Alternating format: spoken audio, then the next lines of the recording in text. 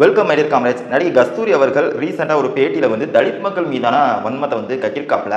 அதையொட்டியான எக்கச்சக்க கண்டனங்களும் எதிர்ப்புகளும் எழுந்ததையொட்டி நாமளும் போட்டு புழக்க போகிறோம்.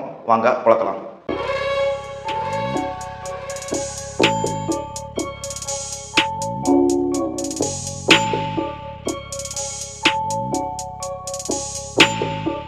கொலை பாதகர்கள் எந்த ஜாதி?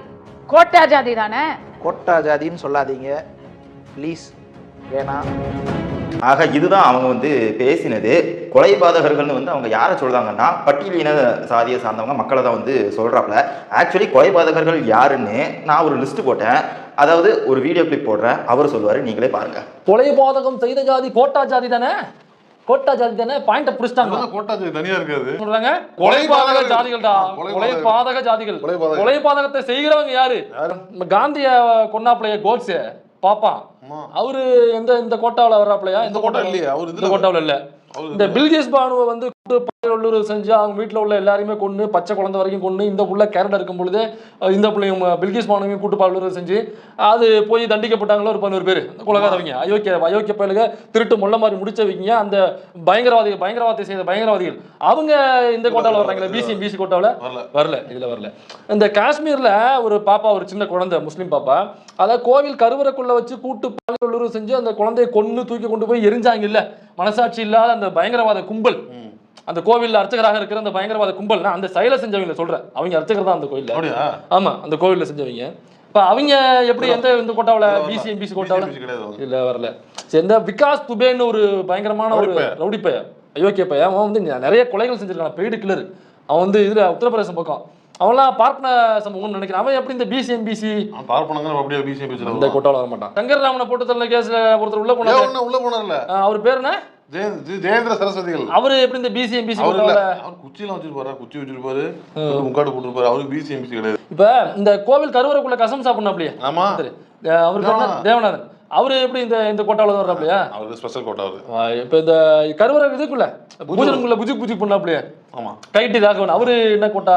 அவங்கள ஸ்பெஷல் கோட்டா. அவங்க இதுல வரல. பிசி கிடையாது. பூரா மாத்தி சொல்லிட்டு நிறைய இந்த மாதிரி லிஸ்ட் நம்மகிட்ட நிறைய இருக்கு. ரிசர்வேஷன் எதற்கு வேணும்? எதற்காக வந்து தலித் மக்கள் மீதான அந்த வன்மத்தை வந்து கக்குறாங்க? ரிசர்வேஷன் என்றாலே அதை அனுபவிக்கிறது அவங்க மட்டும்தானா அப்படின்ற எக்கச்சக்க கேள்விகள் வந்து நிறைய பேருக்கு இருக்கு. முதல்ல வந்து தலித் மக்களுக்கு வந்து எதற்கு ரிசர்வேஷன் வந்து கொண்டு வரப்பட்டது அப்படின்னு ஆக்சுவலி ஒரு டிஸ்க்ளைமர். தலித் மக்களுக்கு மட்டும் ரிசர்வேஷன் கிடையாது, எல்லாருமே ரிசர்வேஷன் அனுபவிக்கிறோம். அதுக்கு முன்னாடி பட்டியலின மக்கள், பழங்குடியின மக்களுடைய அந்த கஷ்டம், அந்த துன்பம் எவ்வளோ பட்டிருக்காங்க, வரலாற்று பதிவுகள் அப்படின்னு வந்து ஆல்ரெடி நான் ஒரு வீடியோ போட்டிருக்கேன். அதுல இருந்து கிளிப்பிங்ஸ் எடுத்து போடுறேன், நீங்க பாருங்க. இந்தியாவில் 1950 அரசியலமைப்பு சட்டம் வந்து தீண்டாமை எனும் வன்கொடுமையை ஒழிக்க அது வழிவகை செஞ்சிருந்தாலும் அதுக்கு முன்னாடி இந்தியாவில் தீண்டத்தகாதவர்கள், அணுகக்கூடாதவர்கள், காணக்கூடாதவர்கள் 3 வகையான டிஸ்கிரிமினேஷன் வந்து இருந்துச்சு. இவங்க வந்து பல்வேறு வகையான பேர்களை வந்து சொல்லி கூப்பிட்டுருக்காங்க. பஞ்சமர்ணு, சூத்திரர், ஆதிசூத்திரர், அவர்ணஸ்தர், பறையர்னு பல்வேறு வகையான பேர்களில் வந்து சொல்லி இவங்களை கூப்பிட்டுருக்காங்க. இவங்களுடைய சமூக இயலாமைன்றது ரொம்பவும் கொடியது. எந்த அளவுக்குன்னு சொன்னா, இவங்க பார்த்தா தீட்டு, இவங்க பேசினா, இவங்க நிழல் பட்டா, இவங்க குரல் கேட்டாலே தீட்டாயிடும்னு சாதிய ஹிந்துக்கள் வந்து நினைச்சாங்க. அதனாலே இவங்க வந்து செல்ல பிராணின்னு சொல்லி எந்த விலங்கும் வளர்க்க கூடாது. அது மட்டும் இல்லாம இவங்க வந்து என்ன ட்ரெஸ் போடணும், என்ன சாப்பிடணும், என்ன செருப்பு போடணுங்கிறது கூட விதிக்கப்பட்டு இருந்துச்சு. அது போக இவங்களுடைய குடியிருப்புகள் வந்து கிராமத்துல ஒதுக்குப்புறத்துல தான் இவங்களுடைய குடியிருப்புகளை வந்து அமைச்சுக்கிடணும் அப்படிங்கிறது எழுதப்படாத விதி. ஆண்கள், தலித் ஆண்களுடைய உடைய பார்த்தோம்னா தலையில ஒரு தலைப்பகை, அதை வந்து அவங்க வந்து பார்த்தாங்கன்னா உயர் சாதின்னு சொல்றவங்கள அந்த மனிதர்களை பார்த்தா அதை எடுத்து இடுப்புல கட்டிக்கணும். அது போக ஒரு முரட்டு போர்வையும் இடுப்புக்கு கீழே ஒரு கோவணம் தான் இவங்களுடைய உடையே.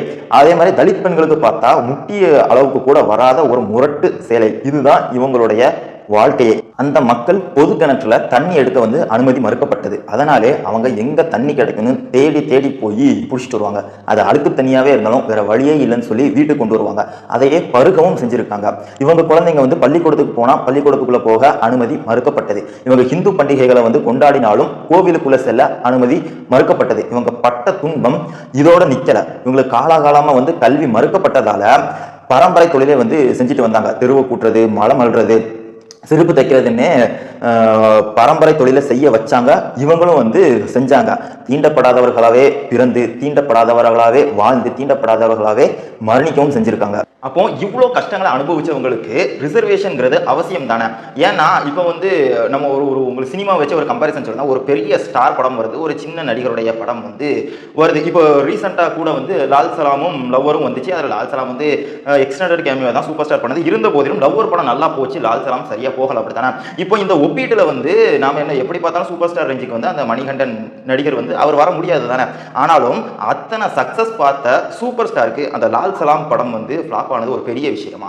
கண்டிப்பா கிடையாது இல்ல. அப்போ ஒரு ரெண்டாவது படம், ஒரு தனி ஹீரோவா ரெண்டாவது படம் வந்து லவ்வர் படத்தோட சக்சஸ் மணிகண்டன் அவர்களுக்கு எவ்வளவு முக்கியம்?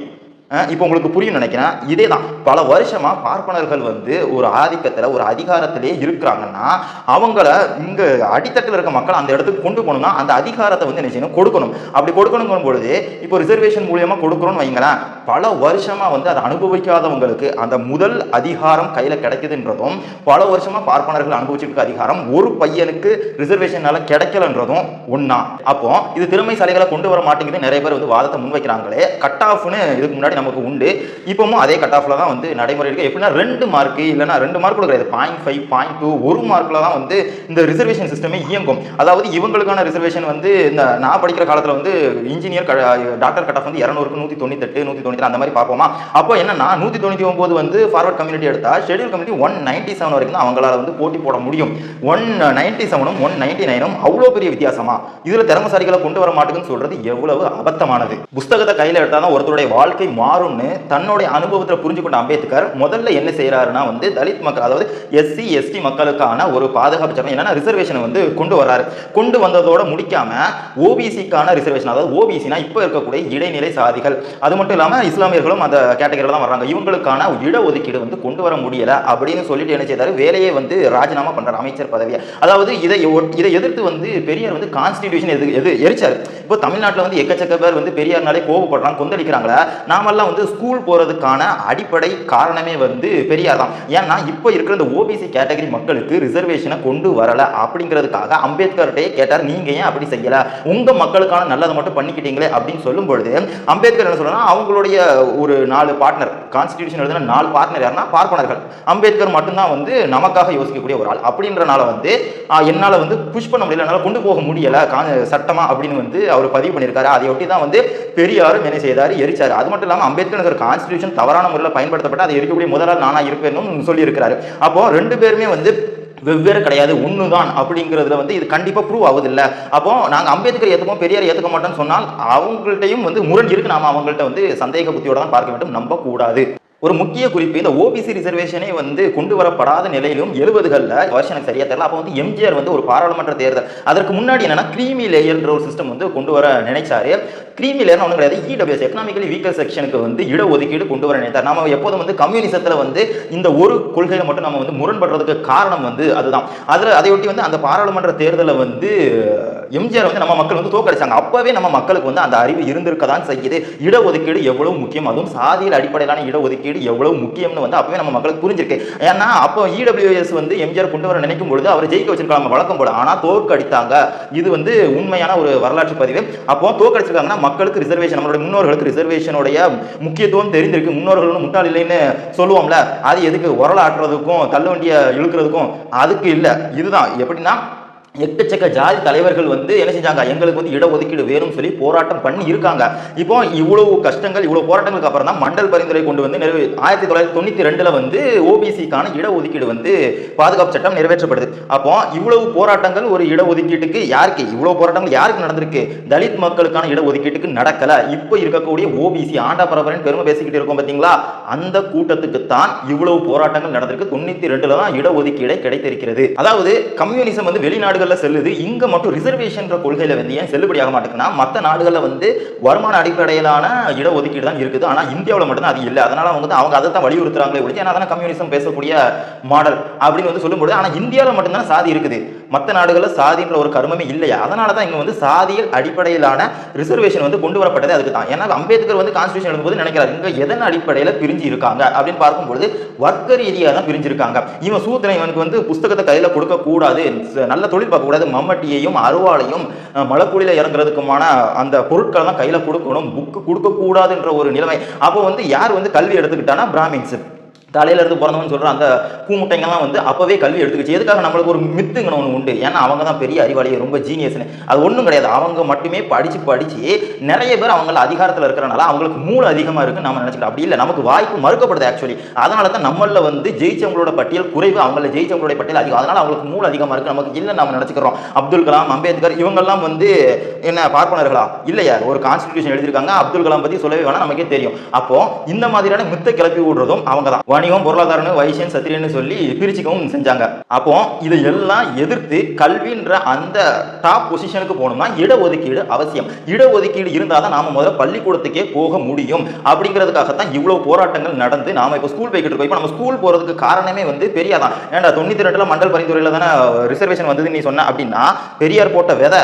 அது தொடர்ந்து நடந்த போராட்டங்கள்ல தான் மண்டல் பரிந்துரையில வந்து ஓபிசிக்கான ரிசர்வேஷனே கிடைச்சிருக்கு. அப்போ பெரியாரை நாம எதிர்க்கிறோம்னா நாம வந்து கல்விக்கு எதிரானவங்க. கல்விக்கு எதிரானவங்கன்னா கல்வியை யார் வந்து இவங்க கையில புத்தகத்தை கொடுக்க கூடாதுன்னு சொன்னது? பார்ப்பனர்.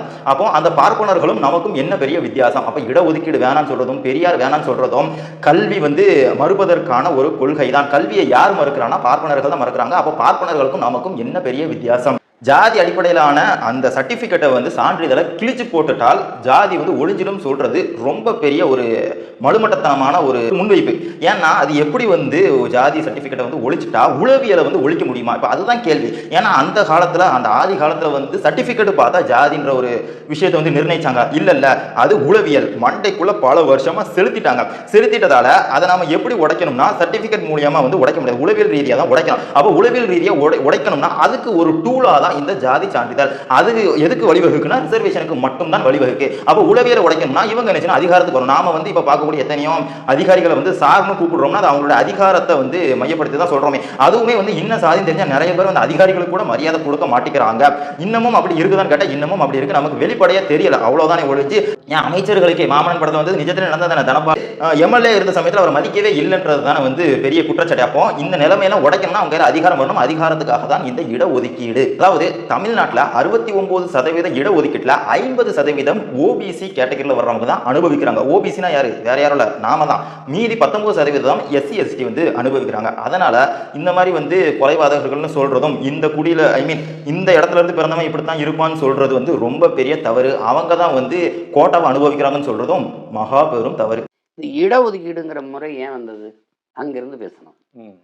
சீமான் வந்து இந்த தெருவில் போகக்கூடாது, சீமான் இந்த கோயிலுக்குள்ள நுழையக்கூடாது, சீமான் இந்த குளத்துல குளிக்க கூடாது, இப்படிலாம் இருந்தது. சீமான் முட்டிக்கு மேல வேட்டியை கட்டணும், சீமான் கொட்டாச்சி இங்க கட்டிக்கிட்டு இங்க எச்சியை துப்பணும், சீமான் செருப்பு போடக்கூடாது, சீமான் துண்டை அப்படி வைக்கணும், சீமான் வந்து இப்படி இந்த மாதிரிலாம் இருந்தது. வந்து நான் இந்த முறைகளெல்லாம் நான் ஏழைங்கிறதுக்காக நடக்கலையே.